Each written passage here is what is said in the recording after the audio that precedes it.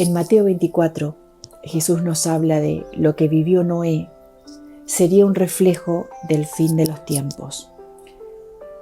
Hoy estamos viviendo este momento donde las personas tienen un gran egoísmo, donde las personas solo se miran a sí mismas, donde no importa el prójimo, donde Dios no existe, donde el Señor ha dejado de ser el centro de nuestras vidas, donde la ley de Dios no rige en la tierra y vemos lo que vemos y vivimos como vivimos.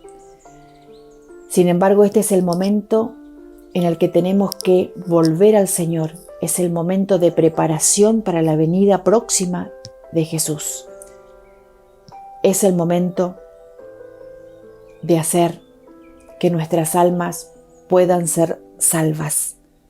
Hoy es el día de hacerlo. Volvamos al Señor, volvamos a Jesús y salvemos nuestras vidas. Les dejo con un film maravilloso que explica perfectamente que la historia vive en el presente y que lo que Noé vivió lo vamos a ver en el fin de los tiempos. Que lo disfruten.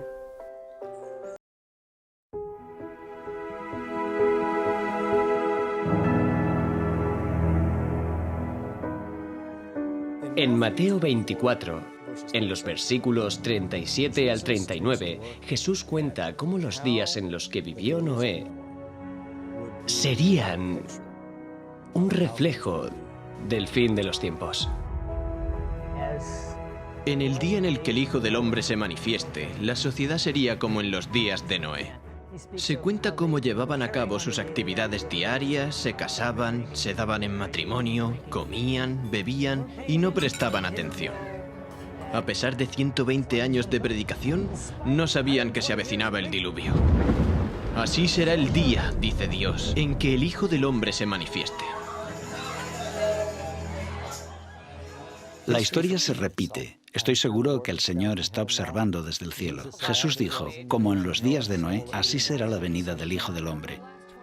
Y hoy lo estamos viendo en el mundo. La violencia en la tierra, el egoísmo, la egolatría están ahí. Creo que todo esto le parte el corazón a Dios. Quizá la lección práctica más importante que podemos aplicar en la actualidad es: ¿qué significa subirse al arca? Vivimos en el tiempo del juicio, vivimos en el ocaso de la historia del mundo. Estamos ante el umbral de la eternidad. Y la gente tiene que darse cuenta de que es un periodo fascinante, más que ningún otro en la historia. Porque el mundo está siendo puesto a prueba y ahora es cuando la gente tiene que prepararse para encontrarse con Dios.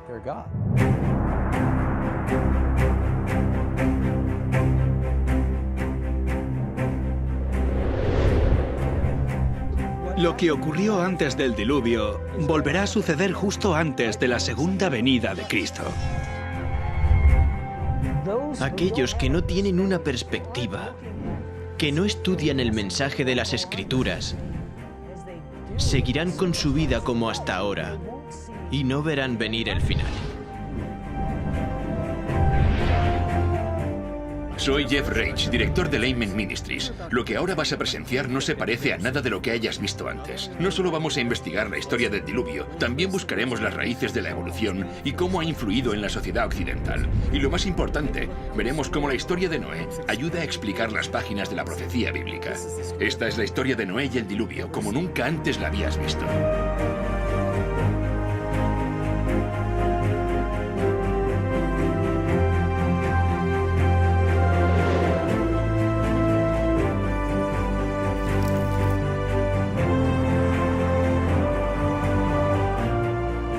Hoy muchos cristianos esperan la próxima venida de Cristo y se preguntan qué le deparará al planeta Tierra. Harían bien en volver a leer la historia de Noé y el diluvio, porque esa extraordinaria historia de la Biblia revela más del futuro de lo que muchos de nosotros pensamos. De hecho, las pruebas están por todas partes.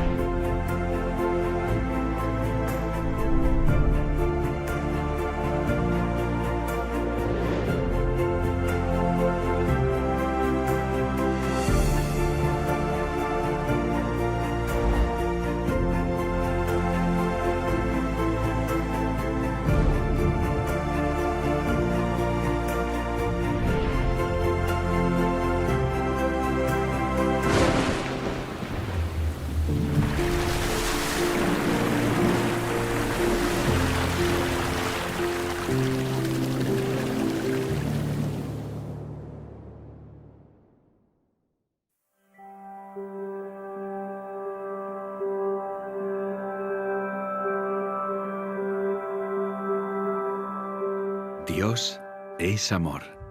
Su naturaleza, su ley es amor.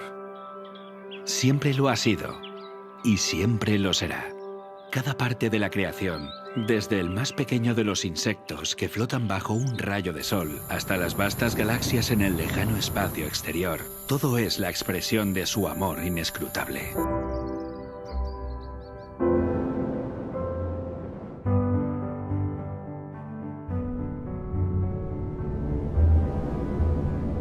No cabe duda de que el mundo antes del diluvio hablaba del amor de Dios. Todo era absolutamente precioso. Su amor se expresaba en todo lo que se podía ver.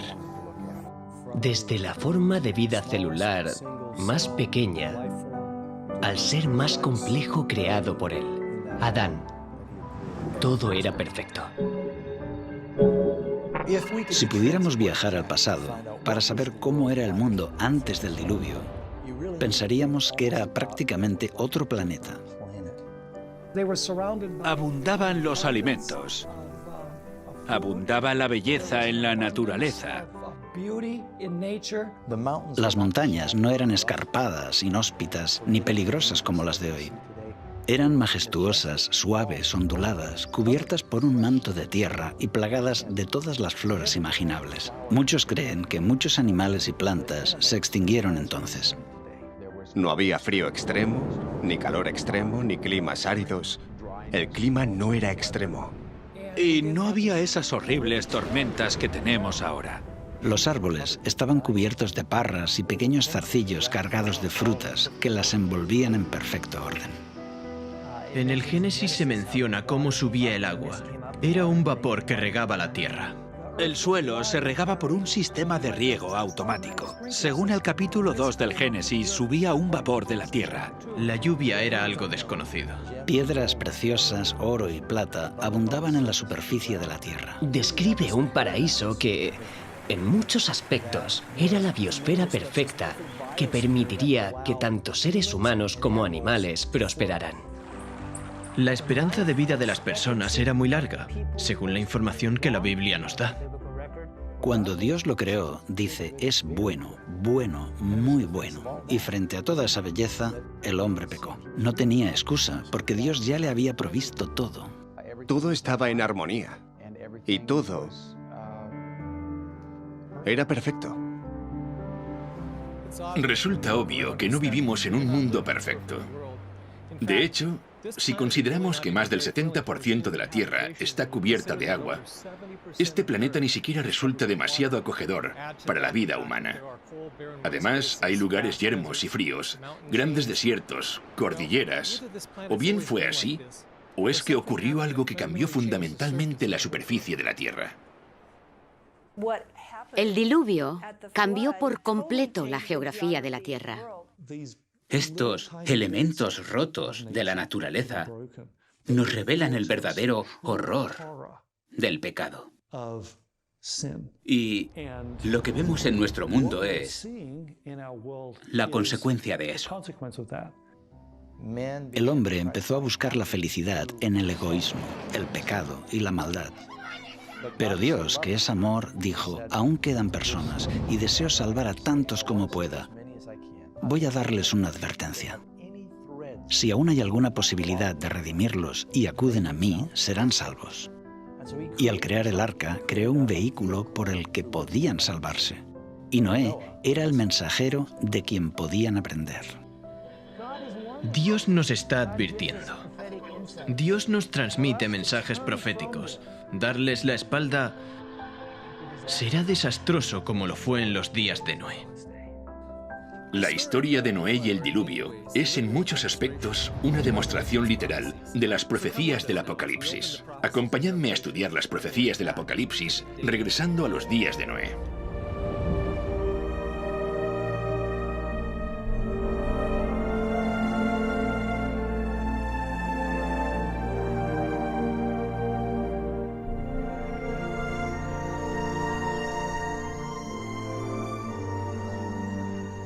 En los días de Noé había signos de decadencia, pero la tierra era aún rica y hermosa gracias a la providencia divina. Las colinas estaban pobladas con árboles majestuosos que sostenían las parras cargadas de frutas. Vastas llanuras revestidas de verdor y del dulce aroma de miles de flores. Los frutos de la tierra eran de una gran variedad y de una abundancia casi ilimitada. Los árboles superaban en tamaño, belleza y perfecta simetría a los más hermosos del presente. Su madera era fina y noble, muy parecida a la piedra y apenas un poco menos duradera que esta. Abundaban el oro, la plata y las piedras preciosas. La raza humana aún conservaba mucho de su vigor original. Solo unas pocas generaciones habían pasado desde que Adán tuvo acceso al árbol de la vida, y la vida del hombre aún se contaba en siglos.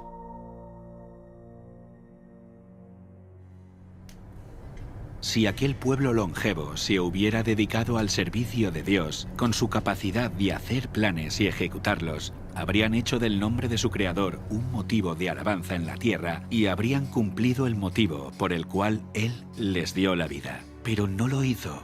Había gigantes, hombres de gran estatura y fuerza, conocidos por su sabiduría, hábiles en la elaboración de las obras más maravillosas. Pero la culpa en que incurrieron al dar rienda suelta a su maldad fue proporcional a su destreza y habilidades mentales. A estos hombres antediluvianos, Dios los colmó de dones, pero usaron su ingenio para glorificarse a sí mismos y los transformaron en una maldición, al poner sus afectos en ellos mismos, en lugar de aquel que se los había dado. Utilizaban el oro, la plata, las piedras preciosas y las maderas selectas en la construcción de mansiones, y trataban de superarse unos a otros en el embellecimiento de sus moradas con las más hábiles obras del ingenio humano. Solo buscaban satisfacer los deseos de sus orgullosos corazones y se deleitaban en escenas de placer y maldad. Sin deseos de conocer a Dios, pronto negaron su existencia.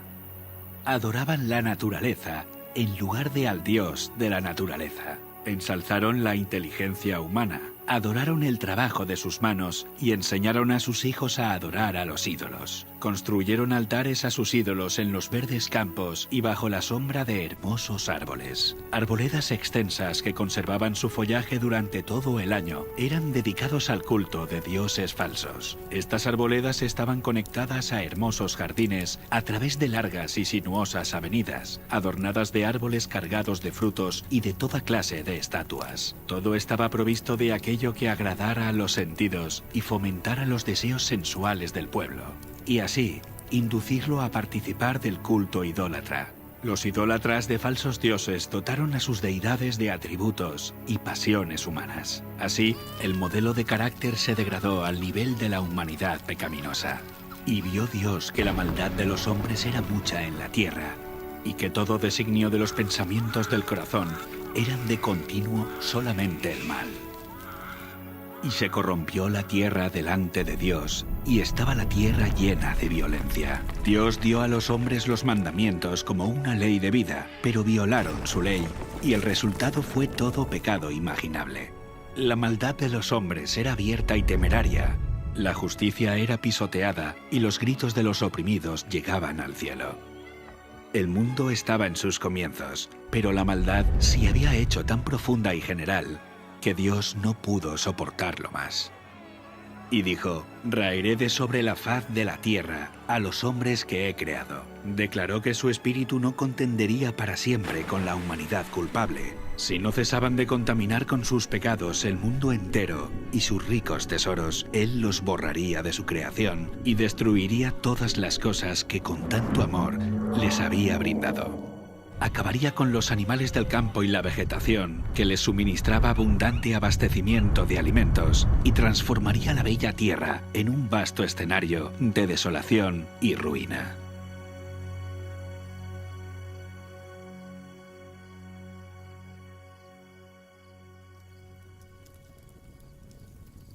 «120 años antes del diluvio, el Señor contó su propósito a Noé por medio de un ángel y le ordenó construir un arca. Mientras la construía, Noé tenía que predicar que Dios iba a traer sobre la tierra un diluvio para destruir a los impíos. Aquellos que creyeran el mensaje y se preparasen para este acontecimiento, arrepintiéndose y reformándose, obtendrían el perdón y serían salvos. Dios dio a Noé las dimensiones exactas del arca e instrucciones explícitas acerca de todos los detalles para su construcción. La sabiduría humana no habría podido idear una construcción de semejante resistencia y durabilidad. Dios fue el diseñador y Noé el maestro constructor. Tenía 3 pisos de altura y una puerta en uno de los lados. La luz entraba por la parte superior y las distintas secciones estaban dispuestas de forma que todas estaban iluminadas. El material que se empleó en la construcción del arca fue el ciprés o madera de gofer, que resistiría al deterioro durante cientos de años. La construcción de esta inmensa estructura fue un proceso lento y laborioso. El arca por sí misma no hubiera podido resistir la tormenta que se avecinaba sobre la tierra. Solo Dios podía proteger a sus siervos de las aguas tempestuosas. Por la fe, Noé, cuando fue advertido por Dios acerca de cosas que aún no se veían, con temor preparó el arca en que su casa se salvaría, y por esa fe condenó al mundo y fue hecho heredero de la justicia que viene por medio de la fe. Mientras Noé daba al mundo su mensaje de amonestación, su trabajo daba testimonio de su sinceridad. Así su fe se perfeccionó y se manifestó. Dio ejemplo al mundo creyendo lo que Dios le había dicho. Todo lo que poseía lo invirtió en el arca. Mientras construía aquel enorme barco en tierra seca, multitudes de todas direcciones se acercaban para contemplar aquella extraña escena y oír las fervientes palabras de tan singular predicador. Cada martillazo dado en la construcción del arca era un testimonio para la gente. Aún así, no se arrepintieron delante de Dios. No quisieron renunciar a sus pecados. Durante el tiempo que aún quedaba hasta el diluvio, su fe fue puesta a prueba, pero no pasaron la prueba. Vencidos por la incredulidad reinante, se unieron a sus antiguos compañeros para rechazar el solemne mensaje. Algunos estaban plenamente convencidos y hubieran atendido las palabras de advertencia, pero eran tantos los que se burlaban y lo ridiculizaban que terminaron participando de ese mismo espíritu. No todos los hombres de aquella generación eran idólatras, en el sentido estricto de la palabra. Muchos decían adorar a Dios. Afirmaban que sus ídolos eran representaciones de la deidad y que a través de ellos la gente obtenía un concepto más claro del ser divino. Al tratar de representar a Dios mediante objetos materiales, cegaron sus mentes respecto a la majestad y el poder del Creador. Dejaron de ver la santidad de su carácter y la naturaleza sagrada e inmutable de sus requisitos.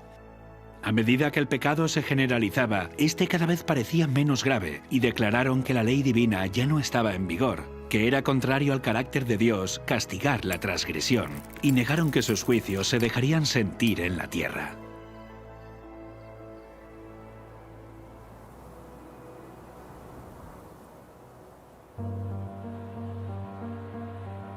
Si aquella generación hubiese cumplido la ley divina, los hombres habrían reconocido la voz de Dios en la advertencia de su siervo.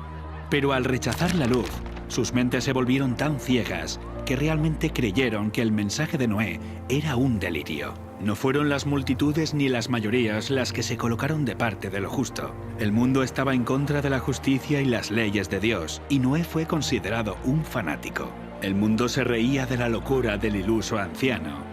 En lugar de humillar sus corazones ante Dios, ellos persistieron en su desobediencia y maldad, como si Dios no les hubiera hablado a través de su siervo. Pero Noé se mantuvo como una roca en medio de la tempestad.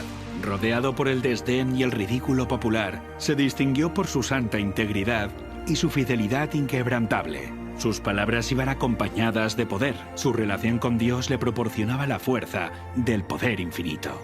Durante 120 años, su voz anunció a oídos de aquella generación acontecimientos que, según la sabiduría humana, estaban fuera de toda posibilidad. El mundo antes del diluvio razonaba que durante siglos las leyes de la naturaleza habían permanecido inalterables. Las estaciones se habían sucedido unas a otras en orden. Nunca antes había llovido.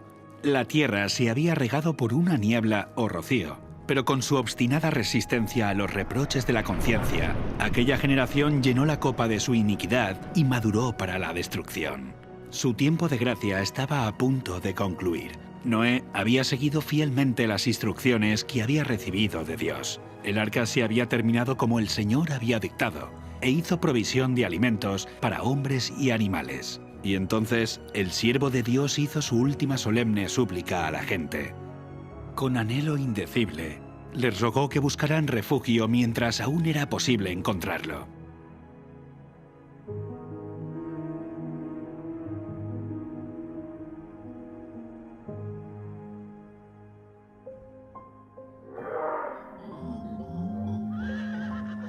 Animales de todo tipo, desde los más feroces hasta los más mansos, se veían venir desde las montañas y los bosques y dirigirse tranquilamente hacia el arca.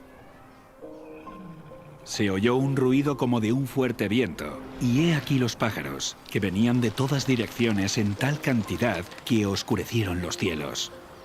Entraban en el arca en perfecto orden. Los animales obedecían a Dios, mientras que los hombres no lo hacían.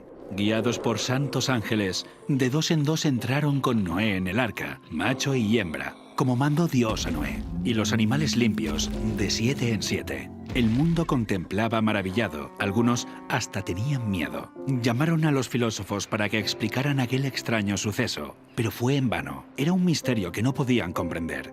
Dios ordenó a Noé: «Entra tú y toda tu casa en el arca, porque a ti he visto justo delante de mí en esta generación». El mundo había rechazado las advertencias de Noé, pero su influencia y ejemplo habían sido una bendición para su familia. Como recompensa a su fidelidad e integridad, Dios salvó con él a todos los miembros de su familia.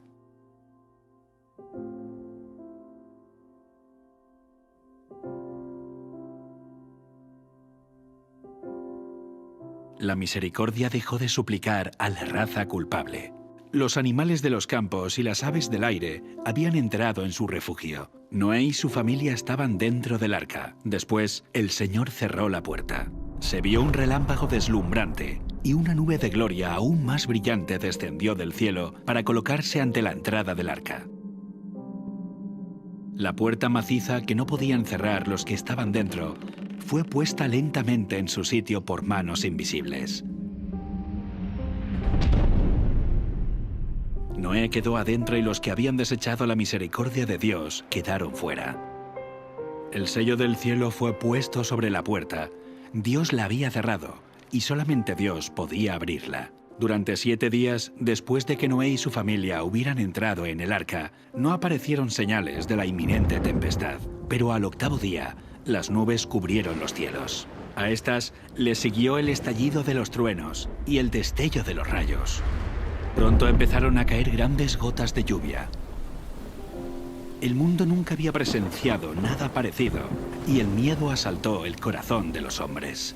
Todos se preguntaban secretamente: ¿será posible que Noé tuviera razón y que el mundo esté condenado a la destrucción? El cielo se oscurecía cada vez más y la lluvia era más fuerte. Las bestias vagaban completamente aterrorizadas y sus aullidos discordantes parecían lamentar su propio destino y la suerte del hombre. Aquel día fueron rotas todas las fuentes del gran abismo y las cataratas de los cielos fueron abiertas. El agua se veía caer de las nubes como enormes cataratas. Los ríos se desbordaron de sus cauces e inundaron los valles. Torrentes de aguas brotaban de la tierra con fuerza indescriptible, arrojando al aire a decenas de metros rocas macizas que al caer se enterraban profundamente en el suelo. Los altares donde habían ofrecido sacrificios humanos fueron destruidos y los idólatras temblaron ante el poder del Dios vivo y comprendieron que la causa de su ruina fue su corrupción e idolatría. A medida que la violencia de la tempestad aumentaba, árboles, edificios, rocas y tierra fueron lanzados en todas direcciones. El terror de los hombres y los animales era indescriptible. Por encima del rugido de la tempestad podían escucharse los lamentos de un pueblo que había despreciado la autoridad de Dios. Muchos estaban frenéticos por el miedo y estiraban sus brazos hacia el arca, implorando que se les permitiera entrar. Pero sus súplicas fueron en vano. Se habían convencido que había un Dios en los cielos que lo gobierna todo. Algunos, en su desesperación, intentaron romper el arca para entrar en ella, pero la firme estructura resistió todos los embates. Otros se sujetaron al arca hasta que las embravecidas aguas los tiraron o se cayeron por la colisión con rocas y árboles. Todas las fibras de la maciza arca temblaban cuando era golpeada por los vientos inmisericordes, y una ola la arrojaba a la otra.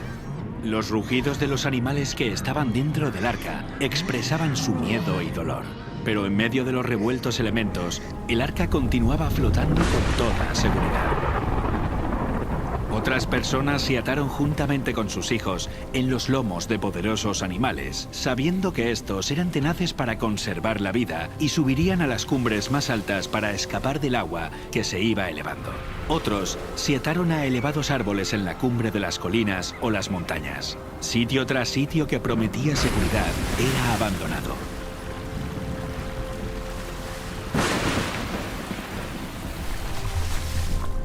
A medida que las aguas subían más y más, la gente huía a las elevadas montañas en busca de refugio.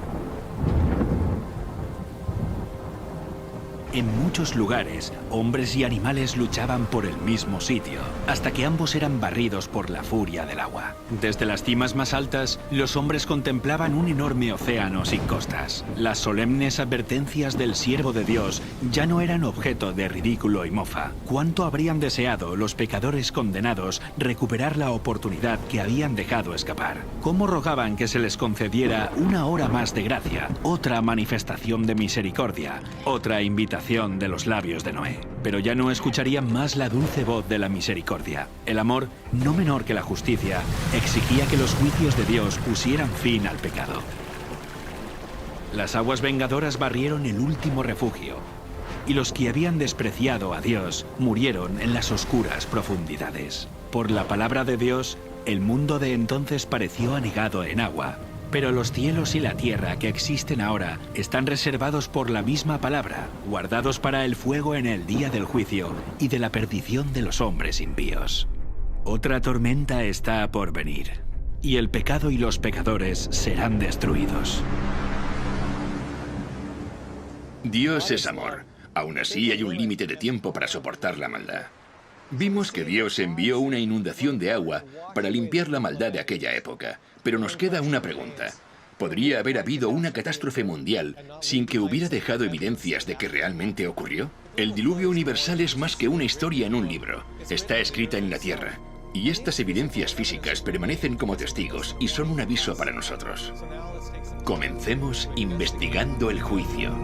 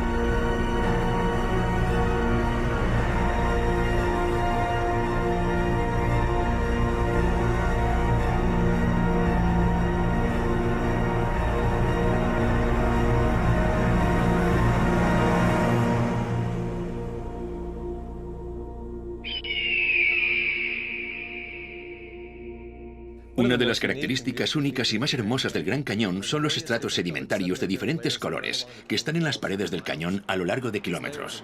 Estos niveles están formados por roca caliza y arenisca, que es lo que genera ese arco iris en las rocas. Es una de las cosas que hace que el Gran Cañón nos parezca tan bonito cuando lo contemplamos. Pero estos estratos no son únicos del Gran Cañón, aunque nos dan una gran pista acerca de cómo se formó.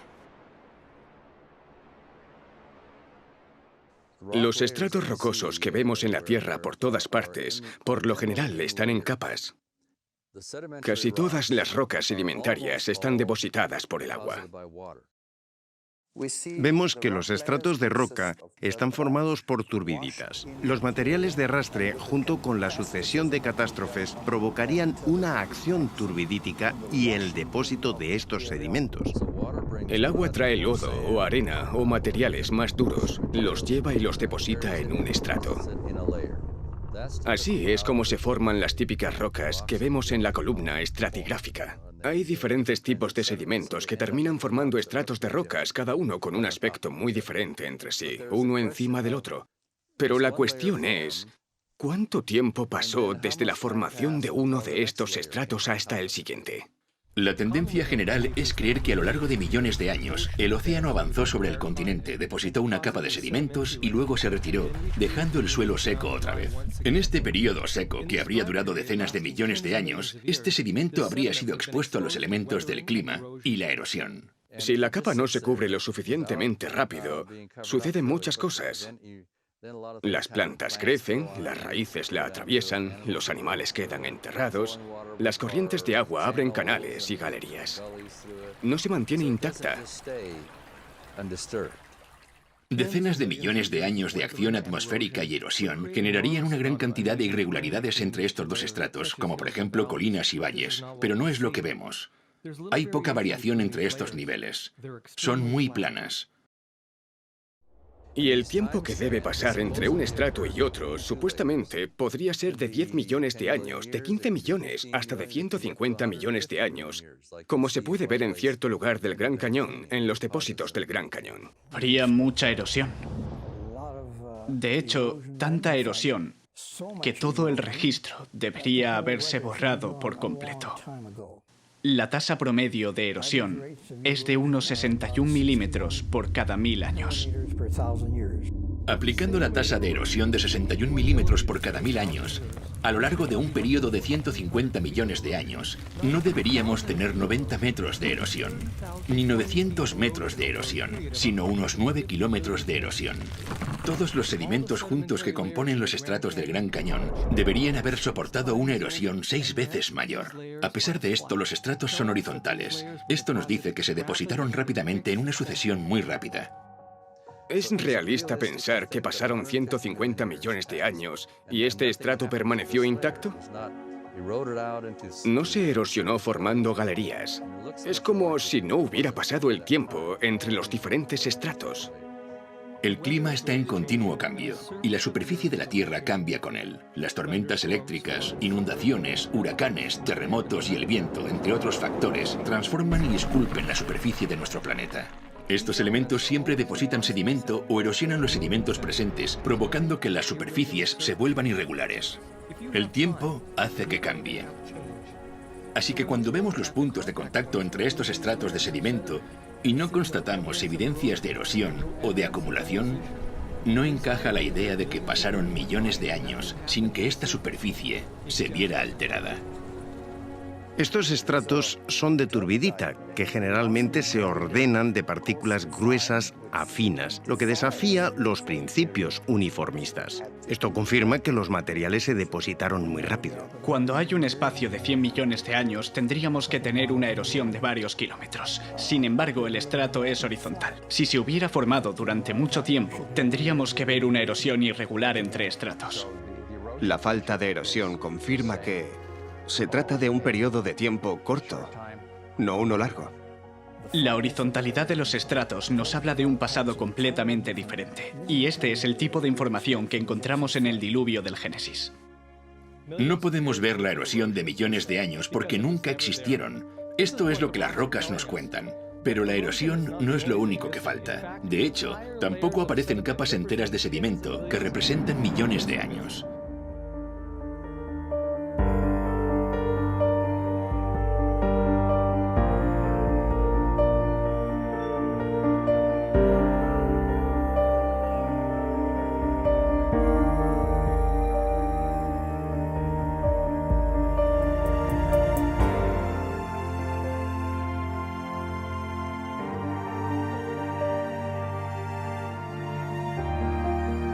Aquí en el Gran Cañón puedes ver que detrás de mí está esta roca que es ligeramente rojiza. Es arenisca coconino. Está justo encima de esta más oscura de aquí que se llama ermitaño pérmico. Aquí falta un estrato de sedimento entre la arenisca coconino y el estrato ermitaño pérmico, llamada la formación Schnebly Hill. Aquí podemos ver la arenisca coconino con color más tenue y por debajo de esta se encuentra la formación de Schnebly Hill, que faltaba en el Gran Cañón. Debajo de la formación Schnebly Hill está el ermitaño pérmico, aunque más oscurecida, por la vegetación del valle. Esta es la formación Snebly Hill. Son más de 240 metros de roca, que corresponderían a 6 millones de años. Y el problema que tiene la ciencia es que no puede quitar ese estrato de piedra, porque en la mente del geólogo moderno, cada estrato está asociado a un periodo de tiempo. Eliminar un estrato de roca significa que tenemos que quitar ese periodo de tiempo. La solución para ello sería, que los niveles inferiores se formaron. Los que faltan deberían estar ahí porque el tiempo ha transcurrido igual. Pero justo en esa zona la erosión ha debido hacer desaparecer toda la capa hasta el estrato anterior sin que hayan quedado huellas. El siguiente estrato se habría depositado encima. El problema con eso es que el contacto es totalmente horizontal con la lámina de un vidrio sobre otra, sin que hayan quedado evidencias de esos patrones de erosión que mostrarían una degradación o desgaste profundos. No tenemos ninguno de estos escenarios. ¿Por qué las grandes eras geológicas son un desafío? Porque no hay evidencias de erosión. La formación de Snebly Hill no se encuentra entre estos dos estratos y no hay ninguna evidencia de erosión. Esto nos dice que apenas pasó tiempo entre la formación de estos estratos y que se depositaron rápidamente en un evento catastrófico. Por esta razón, no encontramos la formación de Snebly Hill entre estos estratos del Gran Cañón, y volvemos a constatar esto mismo a tan solo 144 kilómetros de aquí. El Gran Cañón es un ejemplo geológico fantástico de catastrofismo y desafía a las teorías modernas que tratan de explicar estas incoherencias. Aquí tenemos piedra caliza de Redwall, que descansa sobre la roca caliza de Moab. Entre estos dos niveles deberíamos ver la formación Temple Butte, que representa hasta 155 millones de años. En lugar de eso, no hay nada. No hay evidencia de los casi 10 kilómetros de erosión que esperaríamos ver durante este largo periodo de tiempo.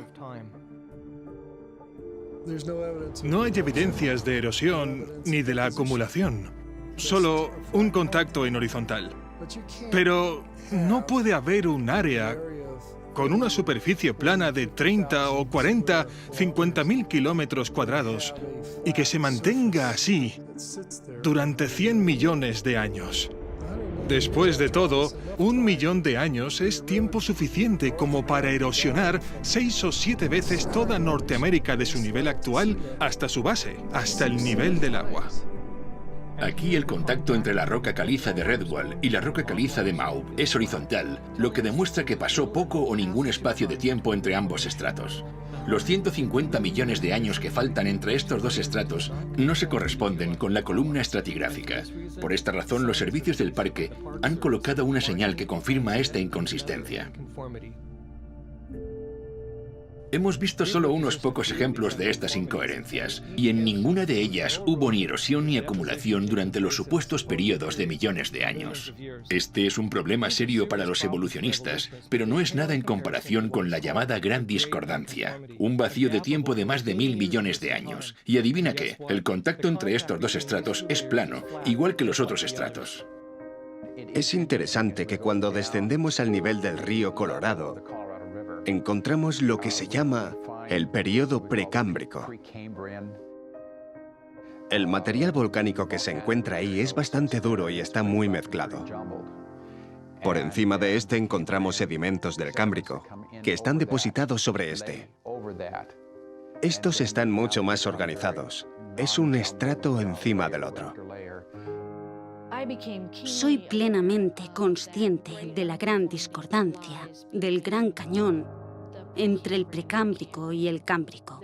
No pasa inadvertida. Está presente todo el tiempo.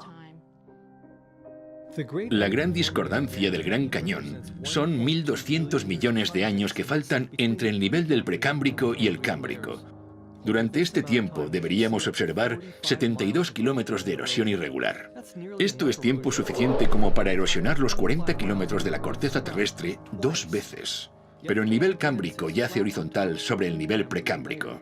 Y de nuevo el punto de contacto entre ambos es horizontal, lo que nos dice que la acumulación de estos estratos no es el resultado de 1.200 millones de años de erosión, sino la evidencia empírica de una catástrofe ocasionada por una amplia superficie de agua en un periodo de tiempo muy corto. En el nivel cámbrico, las cosas cambian de repente. La mayoría de las divisiones o filos de animales aparecen de pronto en el nivel cámbrico. No son solo especies aisladas, sino filos enteros aparecen de repente. Eso es asombroso. Un filo es una categoría muy amplia de animales. Por ejemplo, el filo molusca comprende desde todos los caracoles y las babosas hasta los calamares y pulpos, y todos estos animales pertenecen a este grupo. ¿Aparecieron simultáneamente? ¿Al mismo tiempo? Esto no deja mucho margen para los lentos procesos evolutivos. Aquí hay un problema grave para la evolución. Los evolucionistas son conscientes de ello y lo llaman la explosión cámbrica. La explosión cámbrica es el período de los estratos cámbricos donde tenemos registros fósiles de animales totalmente formados. Estos fósiles totalmente formados nos aportan los datos para nuestra investigación. Como el nivel precámbrico no contiene fósiles de animales, filos o especies intermedias, nos hace pensar en el origen de las especies como una serie de pasos evolutivos interconectados. Es solo una teoría. ¿Qué nos muestra? ¿Son pruebas de la evolución? Difícilmente. Son pruebas de la creación. Este nivel precámbrico llamado roca basal solo contiene fósiles de organismos unicelulares y algunas criaturas de cuerpo blando como gusanos y medusas. Esto encaja con el registro bíblico porque antes del diluvio no había patrones de clima severos o grandes catástrofes que enterraran o fosilizaran animales más grandes.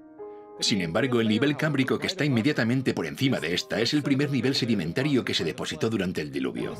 Es por eso que vemos que es aquí donde aparecen de pronto los animales, filos completamente formados. No hay evidencias de especies intermedias o lentos procesos evolutivos, porque esto nunca sucedió. Estos estratos de sedimentos en el Gran Cañón no son evidencia de la evolución. Son testimonios imparciales de un diluvio catastrófico. Cuando vemos el tamaño de estos depósitos, nos muestran que este diluvio catastrófico fue a escala mundial.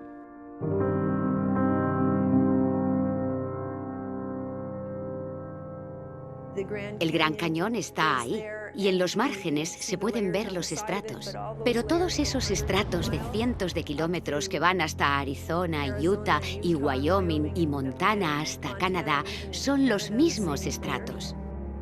La arenisca Tapiz, que se encuentra en el fondo del Gran Cañón, fue la primera capa que depositó el diluvio. Va desde México, pasa por toda América del Norte, hasta Groenlandia.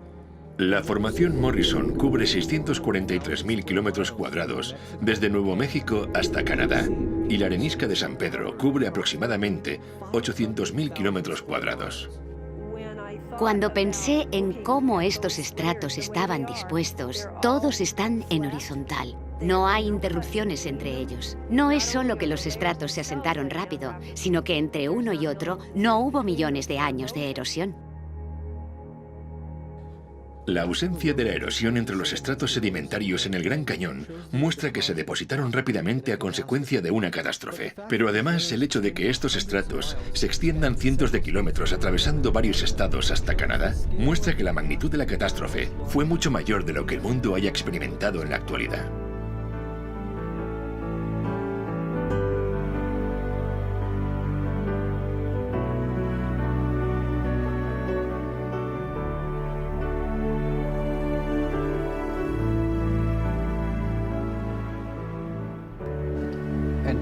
Tenemos evidencias de un diluvio universal cuando observamos los sedimentos, estudiando su estructura, en los fósiles encontrados en esos sedimentos y, ¿por qué no?, también en lo que llamamos la columna estratigráfica. Encontramos el cámbrico, el ordovícico, el silúrico, el devónico el carbonífero y el pérmico. Esos son algunas de las grandes estructuras que vemos. Las podemos encontrar en Estados Unidos. Vamos a Europa y adivina qué, encontramos las mismas secuencias. Vamos a Asia y encontramos las mismas secuencias. Vamos a Australia y encontramos las mismas secuencias. No solo encontramos las mismas secuencias en la estructura y en el contenido, también en el contenido fósil. Para mí, esto demuestra que algo tuvo que pasar en todo el mundo. Si no fuese de forma simultánea, estuvo muy cerca de serlo, para que se depositaran estos sedimentos y todas las estructuras sedimentarias. Intento centrarme en las cosas que se han registrado y nos han ayudado a darnos cuenta del aspecto universal del diluvio. Por ejemplo, lo que llamamos las calizas de Creta del Cretácico y que se encuentran en todo el mundo. La capa de Creta se deposita bajo el agua. Se forma a partir de los esqueletos de carbonato de calcio de foraminíferos, que son organismos marinos. Y hay grandes cantidades de estos organismos. Este estrato se extiende en todo el continente y de continente a continente. Y solo pueden depositarse estando bajo el agua. Por lo tanto, todo el mundo debió estar bajo el agua al mismo tiempo. Estas son pruebas tan convincentes de un diluvio universal que realmente uno necesita de mucha imaginación para contemplarlo como una serie de avances y regresiones periódicas del mar. Y esos son solo un tipo de depósitos que nos dicen que sucedieron cosas de escala mundial, porque tenemos Creta en varias partes del mundo y todas ellas están en la misma posición dentro de la columna geológica. Encontramos que están sobre arena que contiene hierro, que llamamos arenisca glauconítica. Y encontramos la arenisca glauconítica en Inglaterra. Podemos encontrar el mismo estrato de calizo en Estados Unidos, en Alabama. Podemos encontrarlo en Australia. Y adivina qué, sí, siempre está sobre las areniscas glauconíticas y tienen siempre los mismos tipos de fósiles. Este es el kit de la cuestión, y es una prueba de que sucedió algo similar en todo el mundo. Estoy en el margen sur del Gran Cañón, a una altura de 2.000 metros sobre el nivel del mar. Estoy aquí sobre lo que llamamos la formación de roca caliza Kaibab. Esta roca caliza se encuentra en toda Nevada, Utah, Arizona e incluso tan lejos como el estado de California. Y está repleta de fósiles marinos. El hecho de que encontremos aquí fósiles marinos nos dice que este estrato debió formarse rápidamente, porque es la única manera de que se produzca la fosilización. Hay ciertos tipos de formaciones de roca caliza. Algunas formaciones de rocas calizas características del Gran Cañón y de otras áreas durante el Paleozoico se encuentran también en Europa y Asia y en otras partes del mundo. Estas rocas calizas son muy típicas porque están distribuidas por todo el mundo.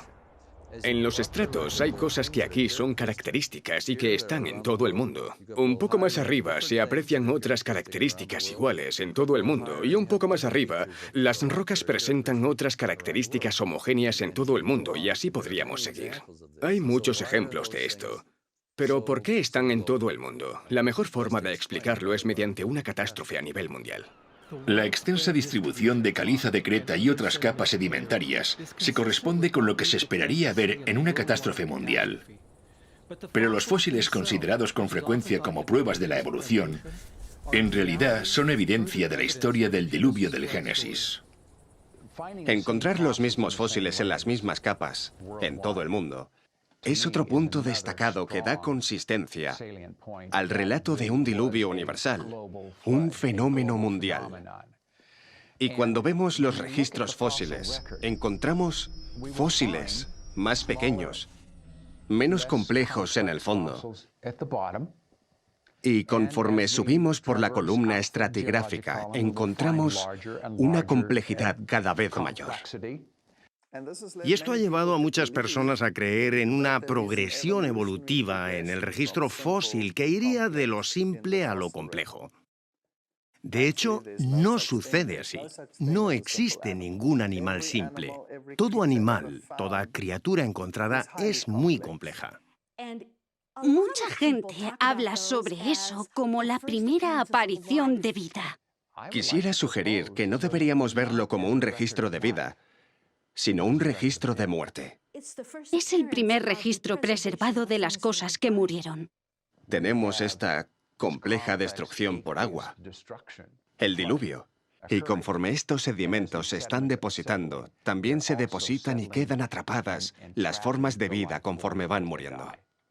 De más sencillos a más complejos a más complejos. Es obvio que si cubres un medio con turbidita, los seres que viven en el fondo quedarán enterrados en el fondo. Los que nadan en un nivel superior quedarán enterrados en un nivel más alto. Y los que están en la parte superior los encontraremos arriba. Eso es exactamente lo que vemos. Encontramos que los peces están fosilizados en su posición de nado, algunas veces con comida en su boca. Es una muerte instantánea. Los fósiles solo se forman cuando se entierran con rapidez. Para tener un entierro rápido se necesita una catástrofe, una avalancha de barro provocada por lluvias intensas o por un diluvio.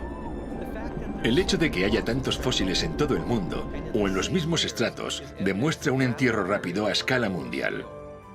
Otra pista que señala que esto fue el resultado de un diluvio universal es el hecho de que estos animales fueron arrastrados a los llamados cementerios fósiles por corrientes muy fuertes. Cementerios fósiles.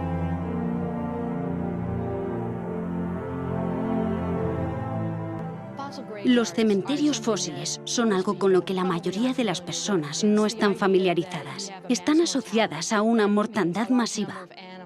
Eso significa que muchos animales murieron y fueron enterrados casi al mismo tiempo. Y probablemente el más popular de estos tipos de depósitos son los de dinosaurios. Pero hay zonas de concentración que siempre me han hecho pensar. Tenemos que entender cómo se comportan los sedimentos. Tal vez se trataba de zonas bajas y esos animales fueron arrastrados y depositados en una depresión, de manera que las aguas que movían estos cuerpos los concentraron ahí. Encontramos este tipo de cosas en todo el mundo. Por ejemplo, hay estratos en el centro de Utah con braquiópodos. Los braquiópodos son como las almejas. Hay, quién sabe, millones de estos organismos formando estos estratos. Eso es un cementerio fósil, una cantidad de fósiles desmesurada.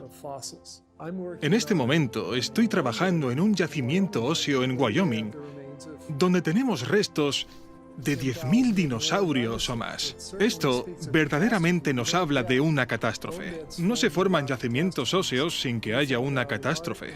Al menos en nuestro yacimiento encontramos que los huesos no están como esperaríamos que estuvieran si un grupo de animales hubiera muerto en un periodo de tiempo muy amplio. En lugar de eso, los huesos están desarticulados y organizados según su tamaño. Hay huesos grandes al fondo y huesos pequeños arriba. Y la única manera de que esto pase es que toda esta gran cantidad de restos fueran transportados como si una corriente los arrastrara hacia las aguas más profundas y los huesos se clasificaran conforme se iban moviendo.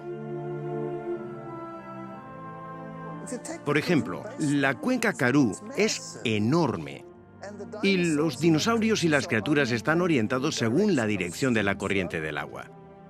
El pensamiento moderno diría que estos animales debieron depositarse en cuencas de ríos y después se esparcieron prácticamente por todo el continente. Eso sería un río gigante. No es algo que suceda hoy en día. Habría que imaginarse un mundo completamente diferente en el pasado. Hay tantas cosas que apuntan hacia un diluvio universal.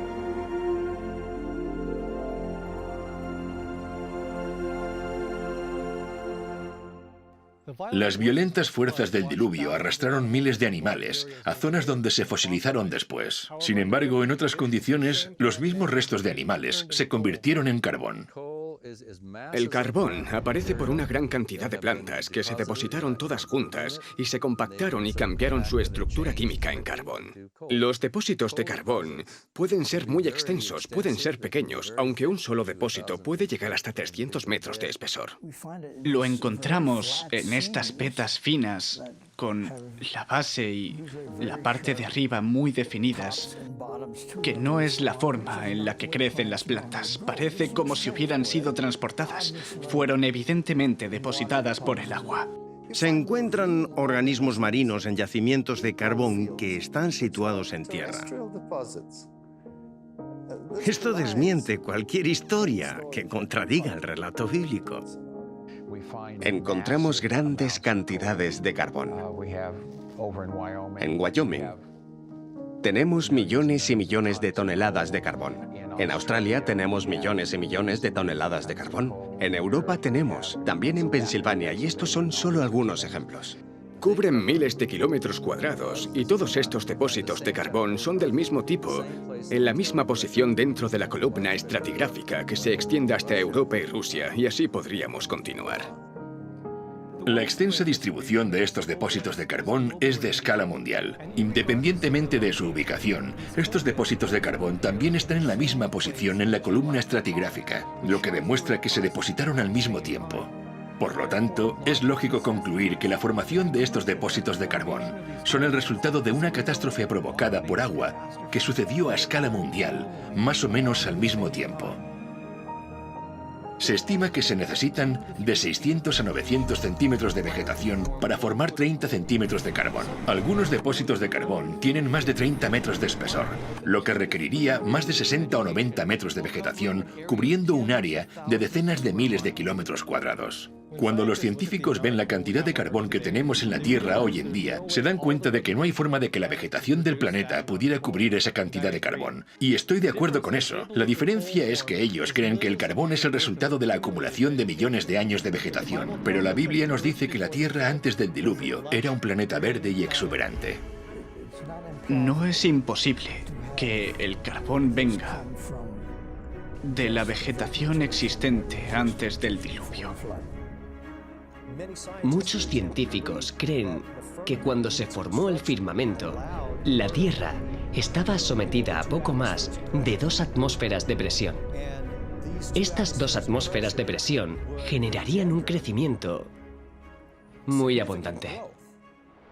Donde ahora vemos vastos desiertos, cordilleras y continentes helados, hubo una vez, antes del diluvio, tierra fértil y vastos bosques como nunca hemos visto.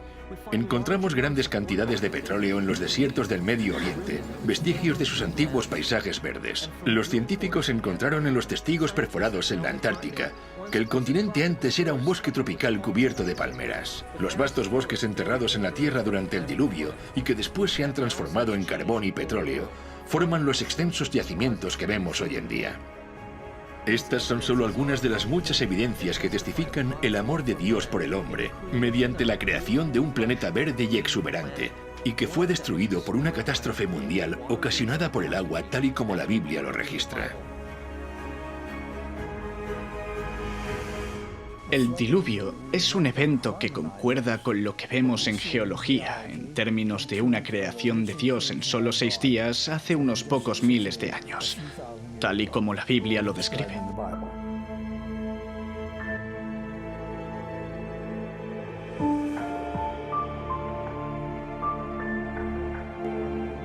Hay tantas evidencias que no es posible investigarlas todas en tan poco tiempo, pero mirando a gran escala todo el panorama, vemos que la Tierra nos habla por sí misma.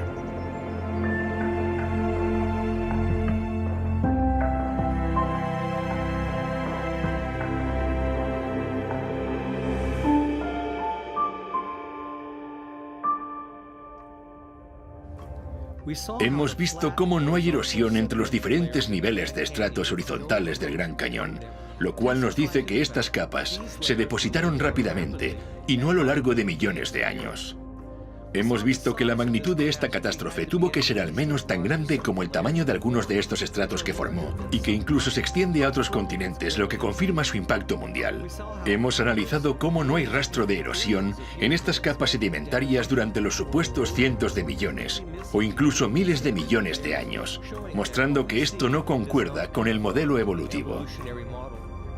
Comprobamos que en el primer estrato sedimentario se encuentran animales fósiles completamente formados, y no en etapas evolutivas progresivas.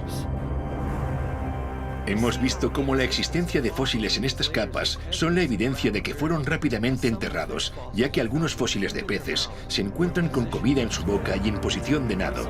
encontramos que los grandes cementerios fósiles son una sólida prueba de que miles de animales muertos, peces, mamíferos e incluso aves, fueron arrastrados juntos y depositados en depresiones donde quedaron cubiertos y fosilizados. Hemos visto cómo los depósitos enormes de carbón y petróleo que ahora encontramos solo pudieron formarse por la compactación de la vegetación existente de una tierra verde y exuberante que fue destruida y enterrada. Vimos cómo el estrato de creta del Cretácico, formado por el diluvio, cubre todos los continentes tal y como cabría esperar en una catástrofe mundial. Cuando miramos estas pruebas en perspectiva, ¿qué vemos? La propia Tierra nos dice que una vez fue diezmada por una catástrofe mundial provocada por el agua.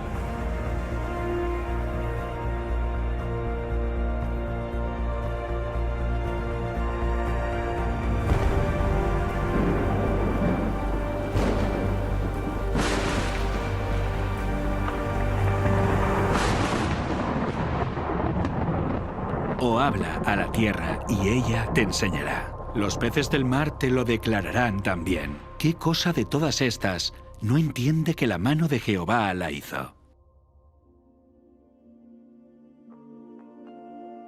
Si el mundo está lleno de evidencias, ¿por qué por algunas de las mentes más brillantes de la comunidad científica rechazan la historia del diluvio tal y como se encuentra en la Biblia? Os daré una pista. Es algo que poco tiene que ver con las evidencias.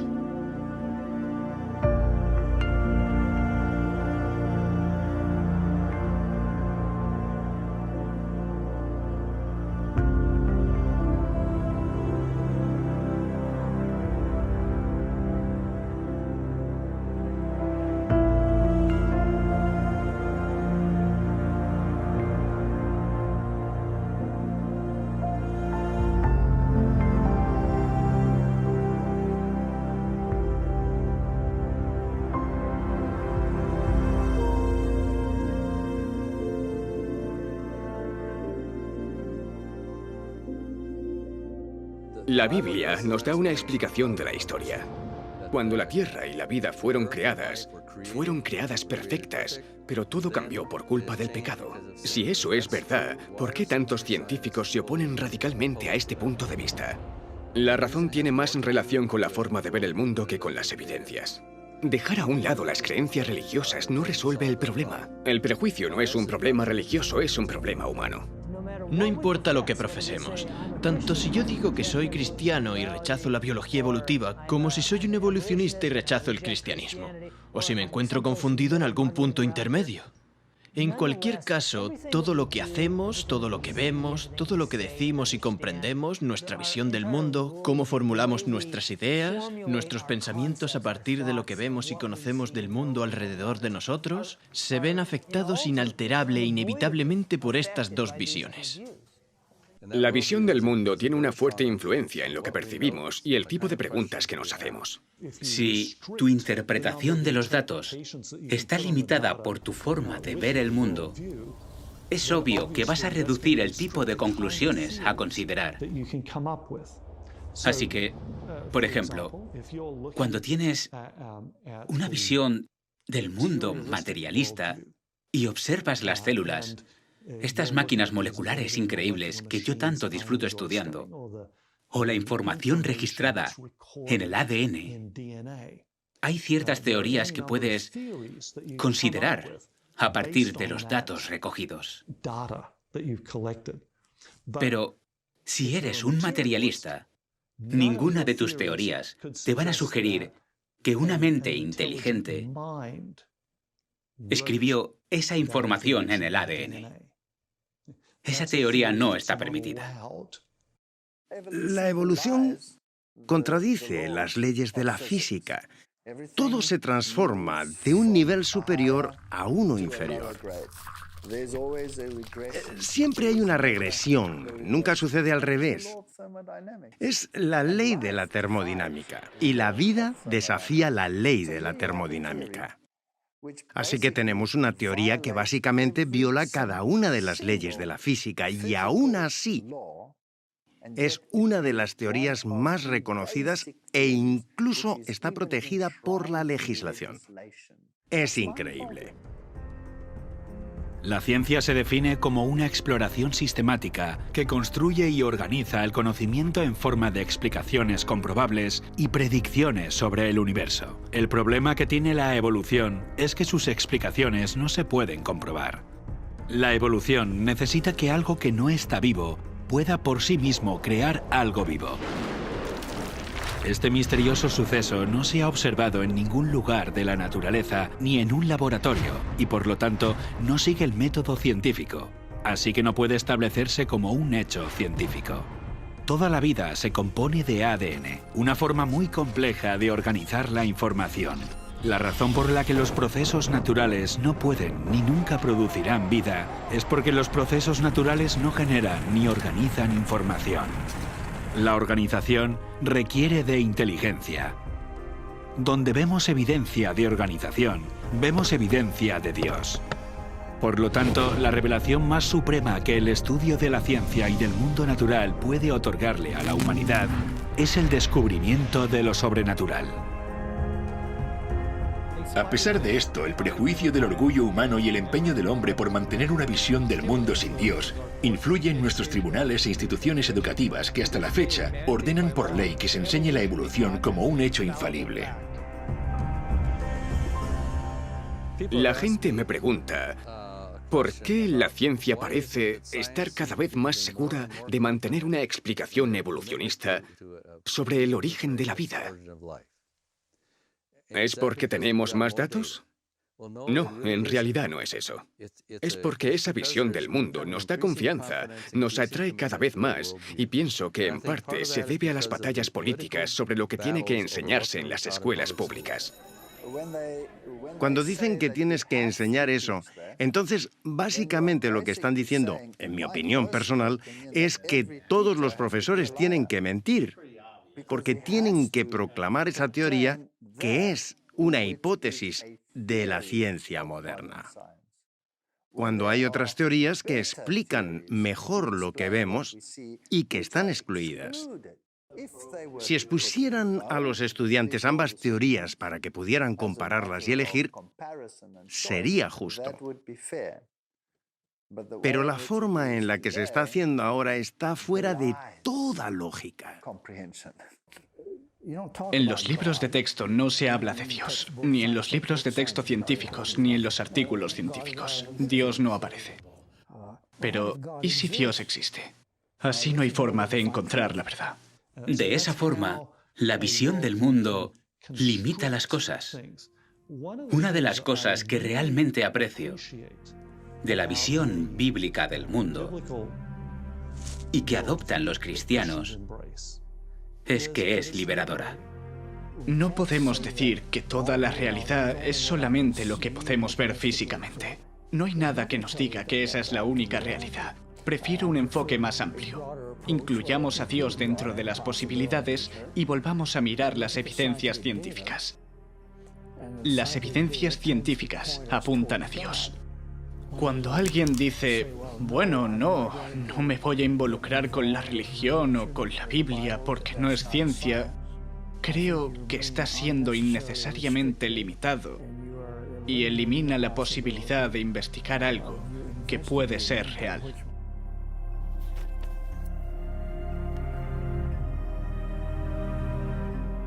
La ciencia tiene cierto atractivo para la mente independiente y el corazón de los humanos. La ciencia es el reino de lo humano. Es lo que hemos hecho. Es lo que sabemos. Mientras que la religión, la fe, el cristianismo, es el reino de Dios. Pienso que el principal impedimento para aceptar la historia bíblica de los orígenes son las consecuencias que conlleva aceptarlo.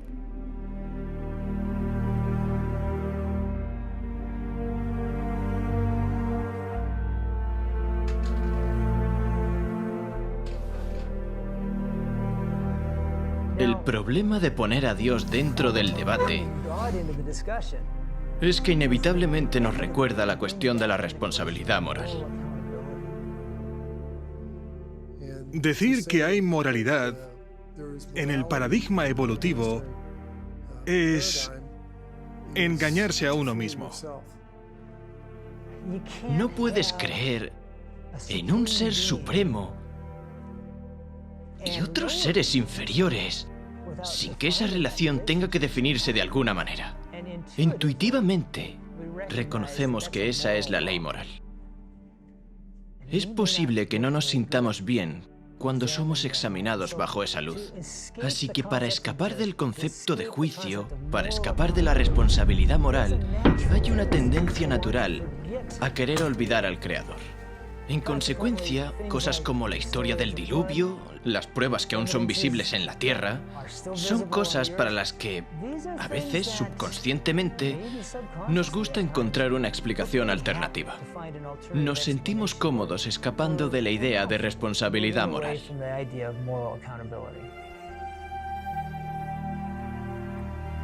Eliminar la responsabilidad moral implica reescribir la historia del mundo, y esto es precisamente lo que ha ocurrido. Se adoptó una nueva visión del mundo, en particular una visión del mundo que no incluía la historia del diluvio, intentando así eliminar el juicio de Dios y en consecuencia toda responsabilidad moral. Pero ¿cómo es que tuvo éxito una visión tan radicalmente distinta? La oportunidad perfecta surgió hacia el final de la Edad Media.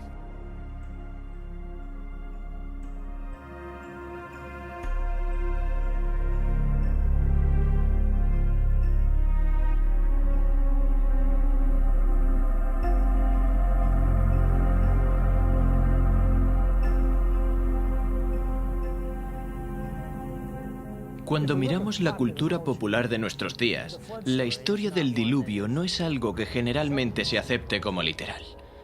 Así que es muy fácil decir que nadie cree en eso. Bueno, eso nos lleva a preguntarnos, ¿qué pasó con los últimos miles de años? Y la respuesta es, todo el mundo cree en eso. De hecho, la historia del diluvio universal se ha escrito en todas las épocas, en las culturas de todo el mundo. Todas las culturas tienen la historia de un diluvio. Todas enseñan lecciones sobre esta historia. En cada cultura las lecciones son diferentes, pero lo creían. ¿Por qué no lo creemos ahora? A veces los estudiantes me preguntan cómo la ciencia llegó a tener el punto de vista que tiene ahora, que niega los milagros y tiene una fuerte reticencia a creer en la creación. Para comprender eso tenemos que ir a la historia. Nuestra sociedad ha estado sometida bajo toda una estructura de pensamiento intelectual fabricada y dirigida a desacreditar la historia del diluvio, la historia del mundo y la historia de la creación.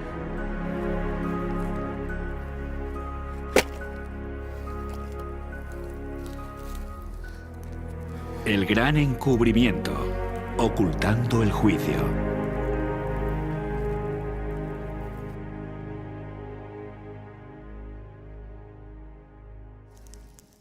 Toda la superficie de la Tierra ha cambiado a consecuencia de una catástrofe provocada por el agua. Y estas evidencias tan abrumadoras no pueden borrarse ni eliminarse. Así que en las mentes de los que rechazan la historia del diluvio, necesitan reinterpretarse. Y así es como pasó.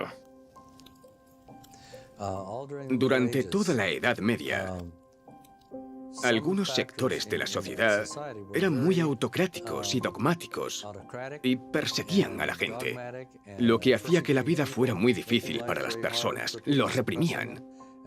¿Y quiénes hacían eso? Bueno, eran los gobiernos y la Iglesia. Una de las cosas que el hombre más desea obtener es el dominio sobre el hombre.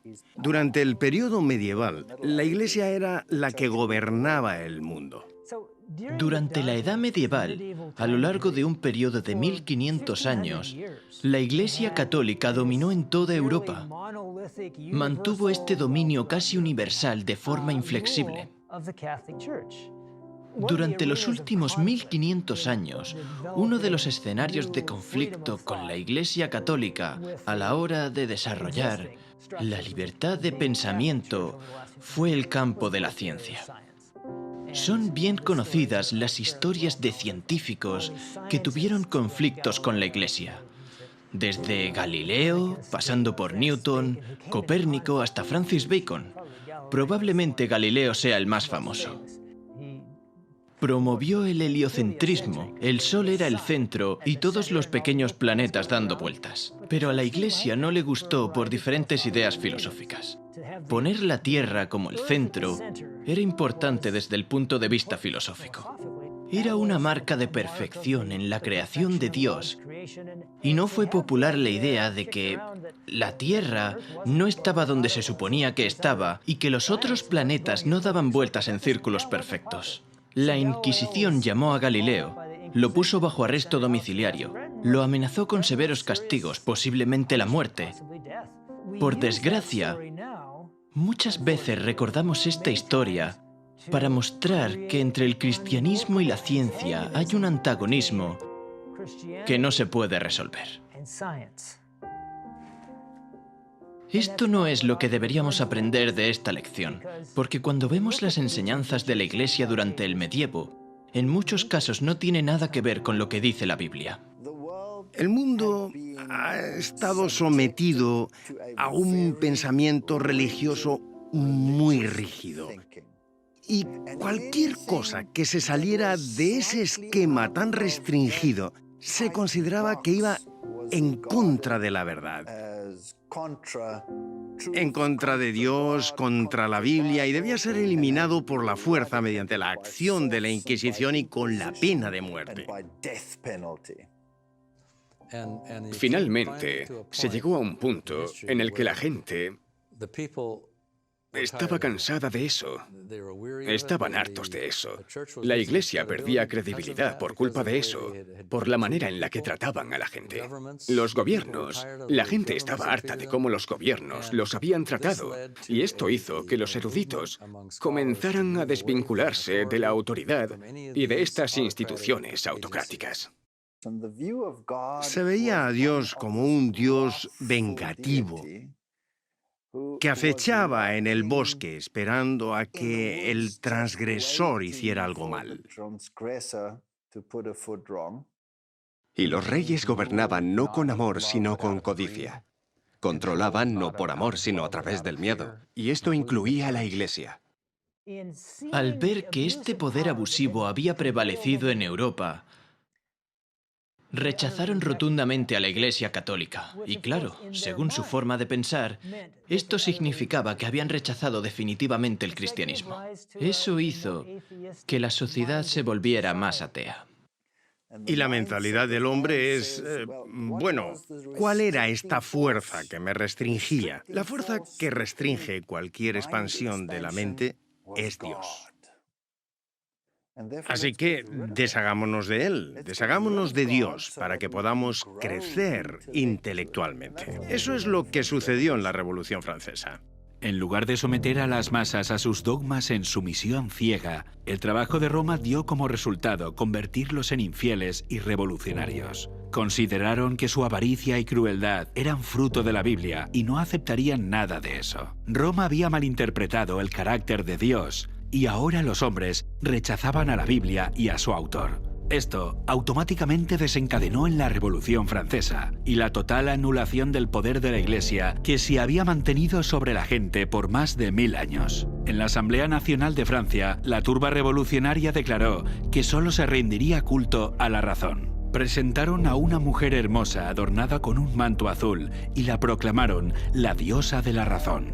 Encumbraron a la diosa de la razón. La razón tomó el lugar de la fe en Dios.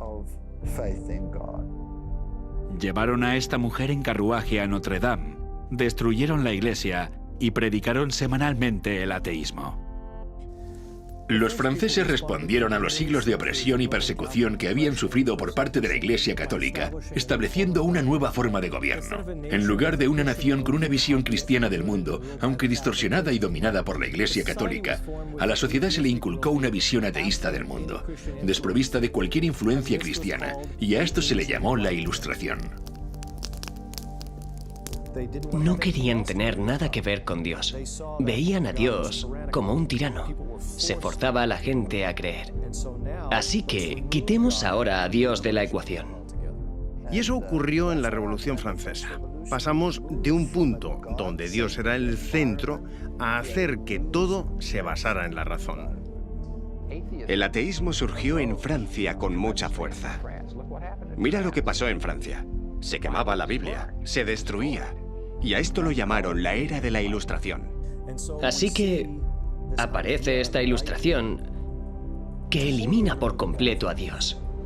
Los sacerdotes católicos fueron excluidos de todos los estamentos de la sociedad francesa y fueron los que sufrieron la tasa de mortalidad per cápita más alta. Los ánimos estaban muy revueltos y se volcaron en contra de la Iglesia. En la mayoría de los casos, eso significó que renunciaron al cristianismo. En un esfuerzo por defender la ciencia y la razón como los nuevos ideales de la sociedad, los esfuerzos de las corrientes ateas se enfocaron en descristianizar Francia durante el período conocido como el Reinado del Terror. Se capturó y ejecutó a los sacerdotes. Las iglesias y los monumentos religiosos sufrieron vandalismo o fueron destruidos. La palabra santo se eliminó de las señalizaciones de las calles. Se prohibió el culto a Dios. Quemaron públicamente la Biblia al grito de guerra de los infieles franceses que decían «aplasten al despreciable», refiriéndose a Cristo y lo que su iglesia representaba. Muchos fueron asesinados mientras oraban de rodillas y sus cuerpos eran abandonados mientras caían en sus mismos lugares de adoración.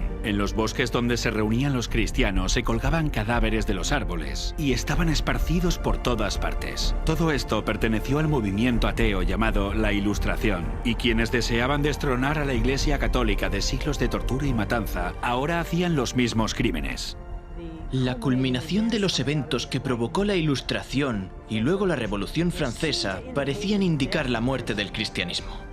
Todo pasó como lo hubiera querido Satanás. Su política es el engaño, y su propósito es traer al hombre dolor y miseria para desfigurar la obra de Dios, estorbar sus planes divinos de benevolencia y amor, y así causar dolor en el cielo. De esta forma, mediante las artes del engaño, lleva al hombre a culpar a Dios como si toda esta miseria fuera resultado de los planes del Creador. Cuando el pueblo descubrió que el romanismo era un engaño, optó por hacerle creer que todas las religiones eran engañosas y la Biblia una fábula. Parecía como si el papado fuese a morir. La sociedad era libre de considerar una alternativa diferente, digámoslo así. Esta era de la Ilustración, este libre pensamiento, fue en realidad el inicio de lo que llamamos la ciencia moderna. Este movimiento no dependía de ninguna autoridad. Esto sucedió en el periodo que llamamos la Ilustración. Ya no tienes nada que te ate. Puedes explorar. Puedes empezar a observar y puedes empezar a usar la razón humana. De hecho, la gente comenzaba a desconfiar de los gobiernos y de la Iglesia. Querían pensar por sí mismos y lograr mayor libertad para el hombre. Y esta libertad se reorientó en muchas direcciones que incluyen romper con la idea de que Dios existe. De no ser por la Revolución Francesa y la idea de que Dios no está involucrado en el proceso y la razón sustituye a Dios, el pensamiento evolucionista no habría encontrado un suelo fértil donde crecer. En la nueva generación de científicos que estudian la Tierra, los más notables son Lyell y Darwin. Surgieron en el siglo XIX. Charles Lyell fue un geólogo que introdujo por primera vez el concepto de que había grandes periodos de tiempo en el desarrollo de las características geológicas y después escribió la obra Principios de Geología. Este punto de vista geológico que Lyell expone en su libro se conoce como uniformismo. El uniformismo establece que los procesos que se han desarrollado y que han ocurrido en el pasado son semejantes a los que tenemos ahora. Si hay algo que en la actualidad necesita mucho tiempo para desarrollarse, también en el pasado debió necesitar mucho tiempo. El uniformismo es en lo que se basan para hablar de millones de años tan importantes para la teoría evolucionista. La aceptación generalizada del principio uniformista ya se predijo en la Biblia como una de las razones principales para que en el tiempo del fin la gente niegue tanto la creación como el diluvio universal. En los postreros días vendrán burladores, andando según sus propias concupiscencias, y diciendo, ¿dónde está la promesa de su advenimiento? Porque desde el día en que los padres durmieron, todas las cosas permanecen así como desde el principio de la creación. Es por eso que el uniformismo enseña que todas las cosas han seguido con el mismo ritmo desde el principio.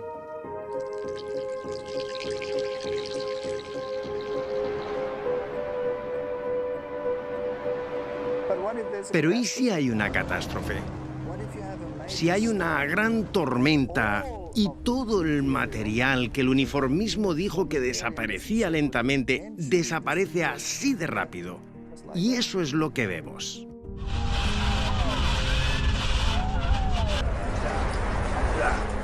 La percepción de que las cosas permanecieron iguales desde el comienzo de la creación es una filosofía que Dios advirtió que caracterizaría el sistema de creencias en los últimos días, y se nos advierte que esta actitud llevaría a las personas a ignorar voluntariamente que el mundo de entonces pereció anegado en agua. La profecía dice que ignoran voluntariamente, lo que significa que serían reacios a considerar toda evidencia acerca del diluvio. Y es precisamente así como Charles Lyell describió su punto de vista. Cuando Lyell escribió sobre los fósiles dijo: "No podemos explicar su posición actual a causa de un diluvio universal. Aborrezco profundamente a los más grandes académicos, los principios en los que construyeron sus fundamentos en el aire y que todo se basa en un milagro". Como naturalista, Charles Lyell rechazaba todos los milagros como una forma de explicación, pero no fueron sus observaciones científicas las que le llevaron a esta conclusión. Fue el compromiso con su propia visión del mundo. Él reveló sus prejuicios contra la historia del diluvio bíblico cuando escribió en una carta que la nueva interpretación de las eras geológicas liberarán la ciencia de Moisés. Estas ideas pasaron de Charles Lyell a un joven estudiante universitario de 22 años, Charles Darwin. Cuando se comisionó a Charles Darwin para viajar en el Beagle, uno de los libros con los que viajó fue el libro de Charles Lyell, Principios de Geología. Iba leyendo esta información y llega a las Islas Galápagos y ve estos pinzones. Y estos pinzones eran tan variados que entonces se le ocurre que obviamente estos pinzones han tenido que evolucionar de una sola pareja que llegó a las islas y todas las variedades evolucionaron a partir de ese momento. Y resulta que los planteamientos geológicos encajan con esto. Esto debió haber tomado su tiempo. Y las ideas de Lyell empiezan a calar. Entonces piensa, si esta variedad que veo aquí se desarrolló y cambió con el tiempo mediante la selección natural, entonces Dios no creó nada. Charles utilizó las ideas de Lyell sobre las grandes eras geológicas y las aplicó a la biología. De esta forma dio a la evolución algo de lo que antes carecía, un mecanismo científico con el cual operar. A Darwin se le ocurrió una nueva teoría, la de la selección natural, y fue un bombazo. Eso fue lo que le dio credibilidad. Ahora hemos encontrado un mecanismo que puede explicar este cambio a lo largo de grandes periodos de tiempo. Más adelante, Darwin se convirtió en un amigo cercano de Lyell y algunos dicen que fue la persona que más influyó en la vida de Darwin. Darwin opinó sobre la visión de Lyell acerca del diluvio y dijo: Lyell está convencido de que ha conseguido hacer temblar la fe en el diluvio con mucha más eficacia sin haber dicho palabra en contra de la Biblia que si lo hubiera hecho de otra forma. A mediados del siglo XIX, las cosas empezaron a cambiar. Hacia finales de ese mismo siglo, la comunidad científica empezó a excluir a Dios de sus interpretaciones. Ahora, Dios había sido expulsado del abanico de explicaciones de la comunidad científica. He aquí solamente esto he hallado, que Dios hizo al hombre recto, pero ellos buscaron muchas perversiones. La teoría de la evolución se ha convertido en el fundamento de nuestra sociedad en todo el mundo, y los resultados catastróficos de esta creencia pueden verse en todas partes, en la negación de la responsabilidad moral, en la negación de Dios y por lo tanto, en la negación del diluvio. Pero la evolución, más que ninguna otra creencia, ha llevado a la sociedad a un nivel de maldad como el que existía en los días de Noé. Y vio Jehová que la maldad de los hombres era mucha en la tierra, y que todo designio de los pensamientos del corazón de ellos eran de continuo solamente el mal. Crueles y malos, así es como Dios definió los pensamientos del hombre antes del diluvio. Esto se aplica aún más a nosotros cuando consideramos lo que la Biblia tiene que decir sobre los pensamientos de los malvados. El malo, por la altivez de su rostro, no busca a Dios. No hay Dios en ninguno de sus pensamientos. Cuando la Biblia dice que no hay lugar para Dios en sus pensamientos, lo que está diciendo es que Dios está totalmente ausente en su mente. En los días de Noé había mucha maldad en la tierra. Era una sociedad sin Dios que no le buscaba ni tampoco pensaba en él. Con esto en mente podemos ver el total cumplimiento de la profecía de Jesús, tal como sucedió en los días de Noé. Así será el día en que el Hijo del Hombre se manifieste.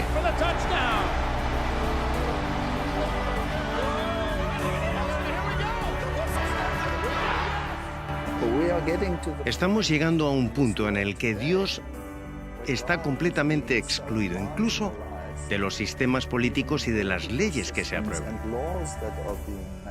Le están borrando de la existencia humana y de la mente de forma totalmente intencionada.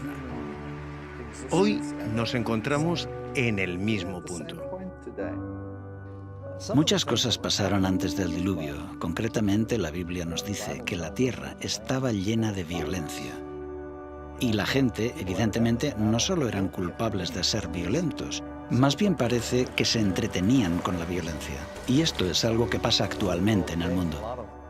Muchas personas sofisticadas y agradables se sorprenderían con la idea de ser culpables de asesinato, pero no le dan mucha importancia a entretenerse viendo cómo otras personas cometen asesinatos. Pasa lo mismo con el adulterio. La gente dirá que no cometerían adulterio, pero se entretienen viéndolo y la Biblia habla sobre esto. No solo son los que lo hacen, sino también los que se complacen con los que lo practican. En la actualidad tenemos el concepto de que se puede hacer lo que a uno le dé la gana. La falta de respeto a la palabra de Dios comenzó a finales del siglo XVIII y a comienzos del siglo XIX. La evolución eliminó la conciencia de que Dios es nuestro creador, que tenemos un creador, que tenemos un Dios personal y que hay un juicio.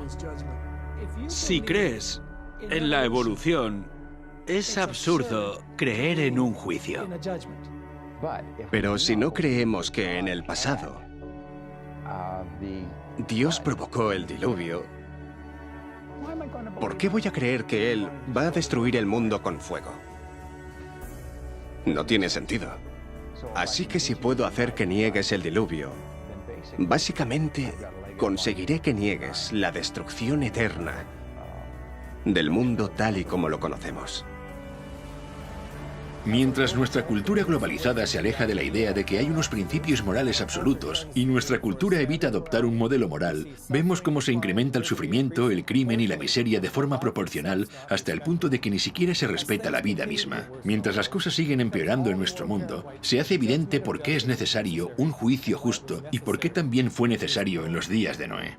El mal se había fomentado hasta el punto que ya no hubo solución. Habría continuado a ese nivel para siempre, lo que habría supuesto un universo de miseria eterna. ¿Quién querría vivir en un universo como ese durante toda la eternidad? Si ves a los padres ante las tumbas de sus hijos y la agonía y el dolor que esto conlleva, debe haber un juicio. Y es por eso que Dios ha marcado un límite para evitar que la humanidad fuese sepultada sin que quedaran testigos del amor de Dios y del propósito original de la creación, el de vivir en paz, armonía y amor juntos con Dios. Fue entonces que Dios tuvo que intervenir para que no se perdiera la historia acerca del amor de Dios. Así que Dios tuvo que intervenir. Dios es amoroso, Dios es paciente, pero como le dijo Moisés, aunque es paciente y ofrece abundante perdón y misericordia, no tendrá por inocente al culpable. Hay un tiempo para el juicio. Y el Señor dijo, no contenderá mi espíritu con el hombre para siempre, porque ciertamente él es carne, mas serán sus días 120 años. El texto dice que hubo 120 años de avisos y súplicas. El juicio no vino así como así, aunque los que prefieren ignorar que Noé lo advirtió durante los 120 años que estuvo predicando, pueden pensar que sí lo hizo. El juicio siempre ha estado atenuado con la misericordia, pero la misericordia no impide el juicio. Llegará el momento cuando la lluvia caerá. Y él destruyó el mundo con un diluvio. Y esta destrucción es la garantía de que vendrá otro juicio después de este. Y la Biblia dice que el siguiente juicio será por fuego. Y no vendrá en forma de diluvio de nuevo. Puede haber inundaciones intermitentes, pero el juicio final será por fuego. Por lo cual, el mundo de entonces pereció anegado en agua, pero los cielos y la tierra que existen ahora están reservados por la misma palabra, guardados para el fuego en el día del juicio y de la perdición de los hombres impíos. En los días de Noé, el mundo fue bautizado por agua. Segunda de Pedro 3 dice que cuando el Señor regrese, será bautizado con fuego. Después de esto, Él hará un cielo nuevo y una tierra nueva. Podemos decir que después del bautismo por agua en los días de Noé, la tierra nació de nuevo. Pero Dios protegió a Noé y a su familia. En la segunda venida también habrá un bautismo de fuego y Dios protegerá a su pueblo. El mismo mensaje que tenemos en el libro de Génesis se predicará de nuevo en el tiempo del fin.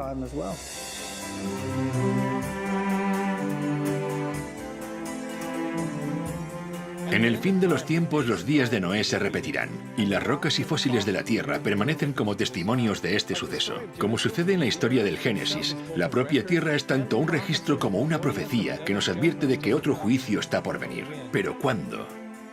En el tiempo del fin, el hombre recibe 3 advertencias inmediatamente antes de la segunda venida de Cristo. Estas advertencias son dadas por 3 ángeles y son conocidas como el mensaje de los 3 ángeles. Cuando en los días de Noé se dio el mensaje del juicio, fue la hora del primer juicio de la tierra. Ahora, en el tiempo del fin, el mensaje del primer ángel se hace eco de la advertencia de Noé al anunciar: la hora de su juicio ha llegado. En la segunda parte de los días de Noé, investigaremos estos mensajes y también descubriremos en qué año se anunció la hora del juicio y cuándo comenzarán a contar los días de Noé para la última generación.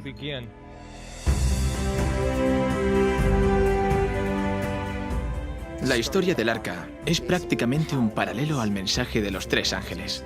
El mensaje de los 3 ángeles de Apocalipsis 14 son el último mensaje de Dios al mundo. Es un mensaje sobre el fin del tiempo y es un mensaje que prepara al mundo para la venida de Cristo.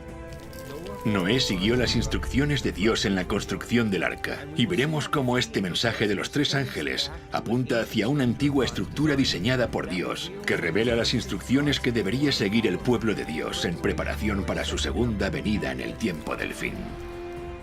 El mensaje del primer ángel nos dirige hacia la verdad. El mensaje del segundo ángel nos muestra la falsificación. Y el mensaje del tercer ángel dice: elige. Y Noé exhortó a que la gente decidiera. Así que, decide. Haz tu elección. Pero debes saber que esta decisión es definitiva. La hora del juicio viene. Hace tiempo que la gente está siendo advertida porque Dios ama al hombre y quiere salvarlo. Dios volverá a ver la maldad del hombre y dirá que los pensamientos de su corazón y su mente son de continuo solamente el mal, y Él traerá de nuevo el juicio. Este es un mensaje de advertencia, es un mensaje de amor, pero también es un mensaje que avisa de un juicio inminente.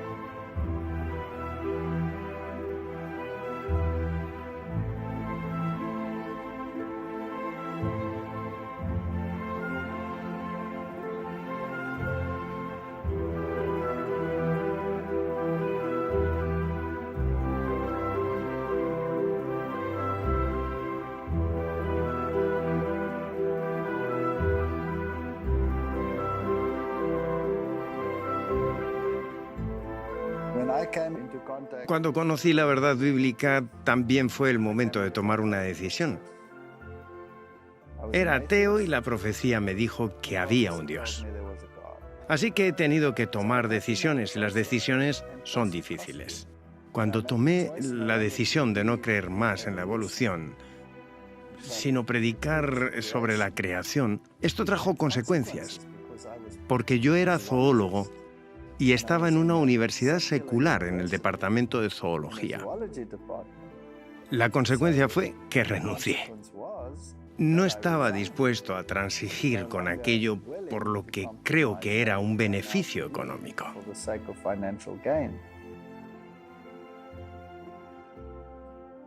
¿Sabes? Para mí hay muchas cosas que dan valor y solemnidad a la historia del diluvio. Una de ellas es que tú no puedes esperar a que el mensaje se haga popular. Si realmente necesitas aceptar la verdad, no importa lo que está haciendo el resto del mundo. Alguien dijo una vez que una idea tonta sigue siendo una idea tonta aunque millones de personas la crean. Y aunque Noé representaba a una minoría, ahora está claro que estaba en lo correcto. Y Dios cuida a las personas que siguen firmes aunque la verdad no sea popular. Mi fe cristiana no depende de la ciencia que practico. Aún así, uno no puede evitar preguntarse, si Dios es el autor de ambas, ¿no deberían entonces coincidir?